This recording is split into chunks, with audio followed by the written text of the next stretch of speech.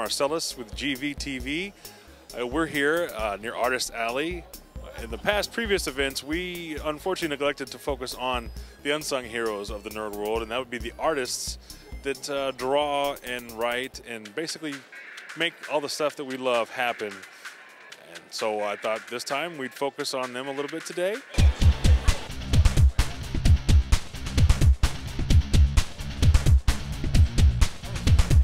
Some artists were new to us. Here with Michael Champion, our first artist interview, Mr. Freelance Badass Artist. We saw his stuff on the table and we couldn't pass it up because it is really indeed awesome. Are you normally just freelance, or what do you do? Have you done anything major or on the side? I was in retail advertising for about 15 years, and they outsourced my advertising department. And a buddy of mine colors comics for a living professionally. Suggested I go out to a show, get a table, try to sell some art. And 4 years later, here I am doing, I do anywhere from 20 to 30 shows a year all over the country. And when I'm not doing a show, I'm doing private commissions at home. So what got you into art? What was your catalyst for deciding, you know what, I want to draw and be an artist for a living? Well, I will tell you, doing it for a living really didn't click until about 5 years ago. And like I said, I just kind of stumbled onto this. Now, what got me into drawing, you know, when I was a kid was the electric company Easy Reader Spider-Man comics. And I actually had an opportunity when I met Stan Lee. I told him, you know, man, you know, the Spider-Man Easy Reader comics, what got me drawing and taught me how to read and write. And, you know, he just looked at me, he's like, that's fantastic. You probably owe me some money. Some we had crossed paths with before. Will Rodriguez of Mangled Studios. Man, I came across last weekend in Dallas Fan Days, as we stood in line waiting to meet the great legendary Stan Lee. That was like a religious experience. I know it was for me. I cried a little. There were some tears. I might have peed a little. I'm not sure. The whole point of the show actually was to get my son to meet Stan Lee. Not that I'm not a fan of Stan Lee.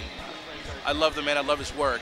But my son is actually a young aspiring writer and artist, so he was able to appreciate Stan on another facet. Some were just new.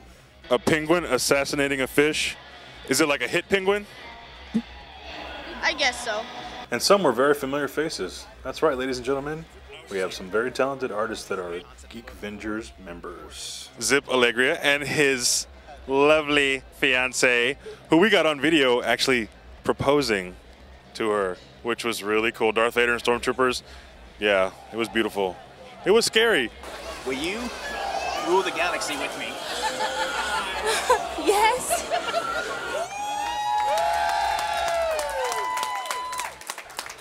So, I know you guys had a lot of emotions going through your head, but having that on film, how does that feel? It was really great. It was very nerve-wracking. I was afraid I was going to screw up everything. I was trying not to stutter, but luckily you guys couldn't hear that when I was stuttering. What got you into art? What started you on this path?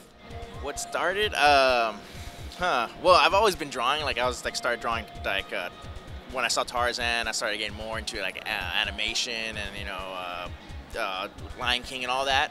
Then my dad threw a comic book down in front of me. He's like, draw that. And it was a Jim Lee X-Men, Uncanny X-Men. I don't remember what exact issue, but I remember it was Bishop was in it, and he was the bad guy for some reason on that issue. And ever since then, I was like, oh, I'm gonna draw Bishop, I want to draw Gambit. And then I started getting into it, and then I really started just loving comics more. And now I'm just doing it for fun, and not just comic books, but conceptual illustration for video games, films, you know, whatever I can get my artwork into that fits my style. We're here with our good friend and fellow GeekVenger, Alfredo Lopez Jr. How are you doing today, buddy? Doing great, thanks. He's not very much of a big talker. Tell us about your artwork here, man. What got you started in this?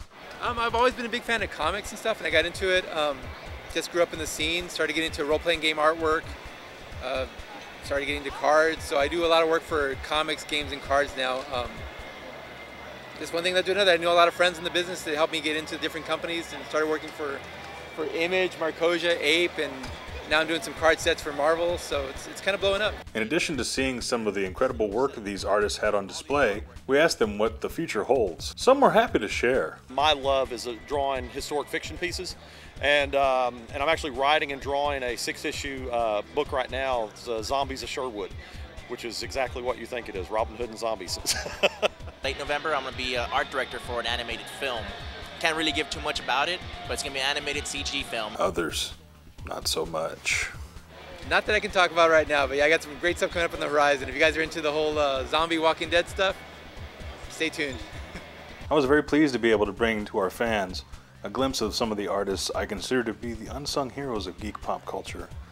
I hope you enjoyed this as much as I did, and we genuinely wish to thank the artists who took the time to speak with us, and we do wish them the best on their future endeavors. Awesome.